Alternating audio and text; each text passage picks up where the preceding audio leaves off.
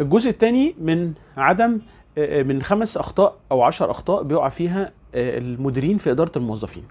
هنتكلم عن نمره 6. نمره 6 هي عدم الاهتمام بين توازن الحياه الشخصيه والعمل، انك كل يوم تسهروا لحد متاخر فما يلحقش يروح فيجي لك تاني يوم الشغل مكتئب، انك تفضل ضغط عليه طول الوقت، مش شويه ضغط وشويه شغل. تمام. سابع حاجه التفضيل والتمييز. اصل انا بحب ده عشان اشطر من ده، اصل انا بحب دي عشان احلى من دي، اصل مفيش تفضيل ومفيش تمييز، كل واحد. خلاص. رابع حاجه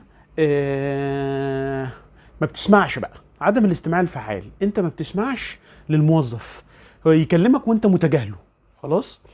تاسع حاجه عدم تقديم المكافآت والتقديرات، يعني لازم لما يعمل حاجه تكافئه زي ما انت بتعمل عليه كومنت لما هو بيعمل حاجه غلط. اخر حاجه في العشر اخطاء دي اللي هو عدم التعامل مع المشاكل بشكل فعال، يعني يديك مشكله وانت تطنش.